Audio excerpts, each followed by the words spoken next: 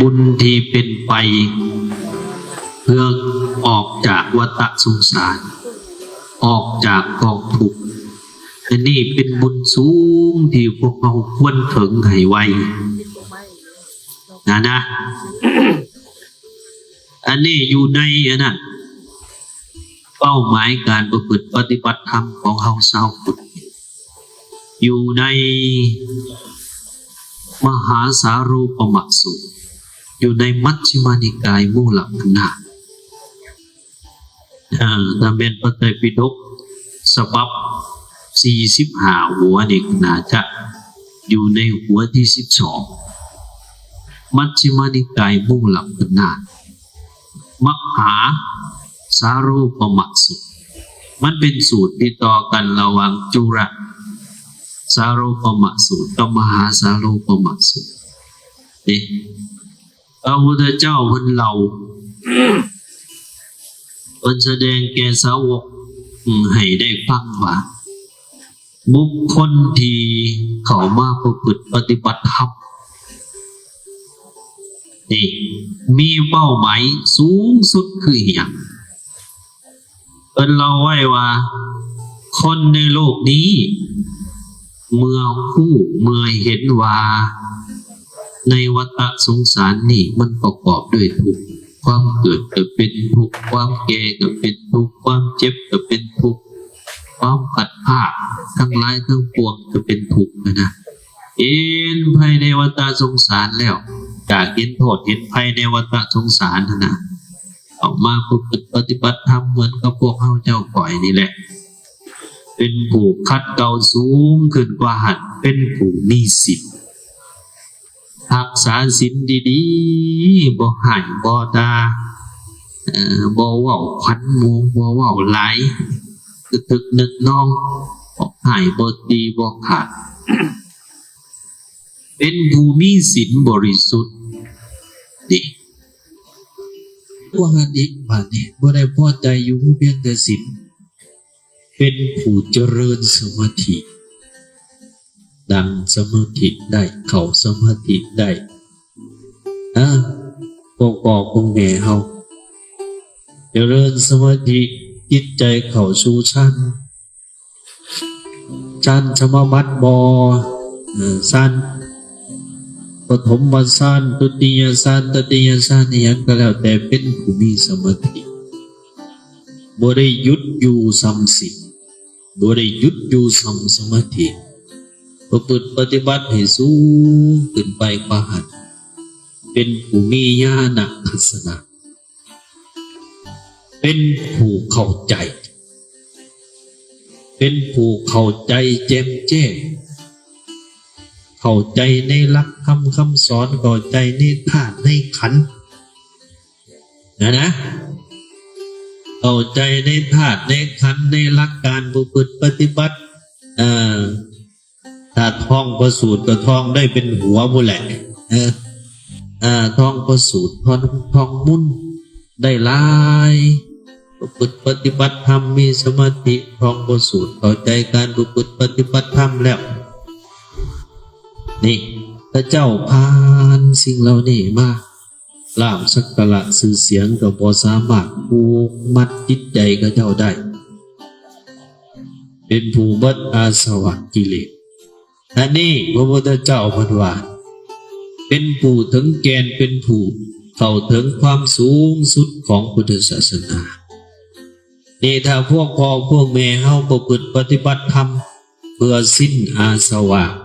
เพื่อเบิดอาสวะอันนั้นล่ะคือการ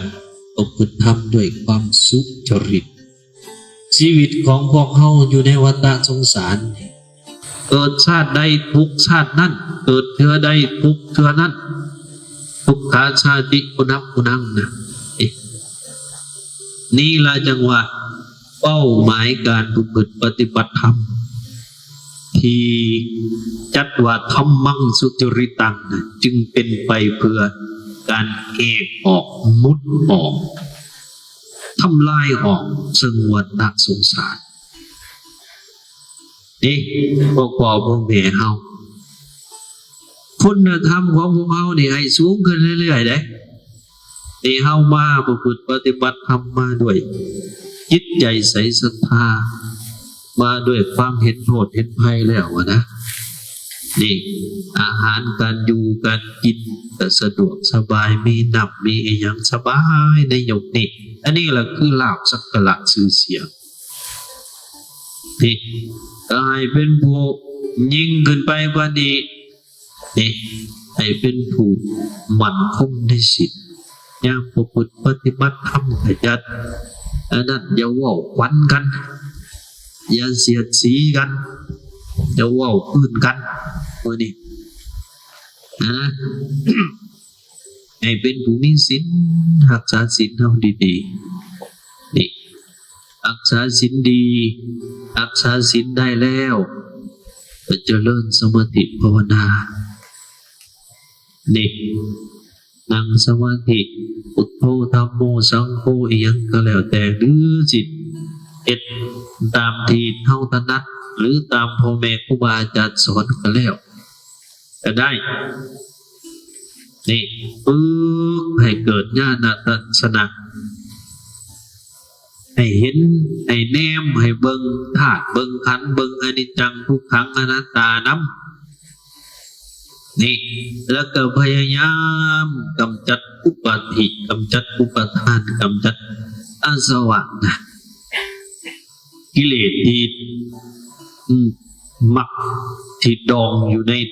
หัวจิตหัวใจเฮาออกนี่ก็จะเฮ็ดให้ชีวิตเฮานะเหตุออกจากวัฏสงสารได้นี่จะเป็นอันนี้ได้พวกบอกพวกแม่เฮาเป้าหมายงานประพฤติปฏิบัติธรรมเป้าหมายการประพฤติปฏิบัติธรรมนี่เอาประพฤติปฏิบัติธรรมนะนี่แล้วก็โมเมนต์แต่ประพฤติปฏิบัติอยู่ในวัดในว่าเวลาเมื่อเฮือนเมื่อซานกับบ่ปะบ่ทิมอาตมาเว้าอยู่ตลอดถึงจะมีลูกมีหลานไปบ่มใดกันเนาะถึงสิอยู่กับลูกกับหลานกับผัวกับเมียก็ถึงหนึ่งน้องปัจจัยกับมือหนึ่งนั้นให้ได้มีเวลาสงบเดให้มีกายวิเวกจัก10 นาที20 นาทีก็ยังดีก็ได้ไหวพระสวดมนต์นั่งสมาธิก็จะเฮ็ดให้การประพฤติปฏิบัติธรรมของเราเนี่ยมันสูงขึ้นนักแน่นขึ้นอยู่ตลอดอินทรีย์ที่เราสะสมพลังที่เราสะสมมันก็จะคอยสูงขึ้นเมื่อถึงเวลามันก็จะบรรลุธรรมได้ง่ายนี่อันนี้แหละแล้วจังหวะที่อาตมาได้ยกเบื้องต้นไว้ว่าธรรมังสุจริตังจรีประพฤติธรรมให้สุจริตประพฤติหน้าที่เฮาให้สุจริตหน้าที่ในการประพฤติปฏิบัติที่จะเฮ็ดให้สุจริตก็คือแบบที่ว่าบูชาธรรมบูชาธรรมประพฤติปฏิบัติเพื่อธรรมในหม่องนี้คืออิหยังคือการกำจัดอาสวะกิเลสกำจัดความทุกข์ทั้งหลายทั้งปวงออกนี่อันนั้นแหละจังหวะนี่แหละคือเป้าหมายการประพฤติปฏิบัติธรรมนี่พ่อแม่แต่คนญาติโยมได้พ่อแม่ครูบาอาจารย์เฮาก็คือกันประพฤติปฏิบัตินี่เป้าหมายอันสูงคือตัวนี้แหละคือการกำจัดอาสวะกิเลสอันเป็นเป้าหมายสูงสุดครูบาอาจารย์เขาแห้งสำคัญตัวนี้มีเป้าหมายที่ชัดเจนคือการกำจัดอาสวะกิเลสแต่ว่าก็ต้องผ่านสิ่งเหล่านั้นผ่านลาภสักการะชื่อเสียงผ่านการเป็นผู้มีศีลผ่านการเจริญสมาธิผ่านความรู้ต้องพยายามกำจัดสิ่งเหล่านี้ออกนี่นั่นได้พวกพ่อพวกแม่เฮาพระพุทธเจ้าวันว่าไว้ในมหาสารุปมาสูตรดังที่ได้ว่ามานะลาภสักการะชื่อเสียงนี่เปรียบคือกันกับใบไม้งาไม้กิ่งไม้ ศีลนี่คือกันกับเก็ดไม้นี่ต้นไม้มันจะมีเก็ดเก็ดมันเก็ดเอาไปยังไงเดี๋ยวนี้สมาธินี่คือกันกับเปลือกมันคือกันกับเปลือกไม้เปลือกของพุทธศาสนาเปลือกของพรหมจรรย์นี่ญาณทัศนะนั่นคือกันกับโมก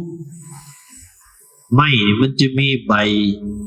ไม้ที่เป็นไม้แกนไม้มีคุณประโยชน์ได้มันมีใบมีกิ่งมีเกล็ดมีเปลือกมีหมอกจึงสิมีเกล็ดจึงเข้าถึงเกล็ดญาณทัศนะคือกันกับหมอกแห่งพรหมจรรย์นี่บัดนี้การกำจัดอาสวะกิเลสอันนั้นแหละคือเกณฑ์ของพรหมจรรย์พ่อแม่ครูบาอาจารย์เฮาถ้ามีเป้าหมายในการประพฤติปฏิบัติธรรมแบบนี้ก็จะเฮ็ดให้การดำรงชีวิตเฮานี่บอกไปเขการดำรงชีวิตพรหมจรรย์เฮานั้นมีเป้าหมายที่ชัดเจนก็จะอยู่สบายบ่เดือดบ่ร้อนมีข่าวทั้งนั้นเป็นนั่นนั่นนี่เป็นนั่นนี่เฮาก็จะมีรักของเฮาสบายไปสิเป็นจังไดก็ตามนะก็สิอยู่สบายนี่พวกพ่อพวกแม่เฮาคือกันเด้ถ้าเฮามีเป้าหมายชัดเจนคือความตั้งจิตตั้งใจที่จะประพฤติปฏิบัติธรรมเพื่อบัดอาสวะกิเลสก็จะสบาย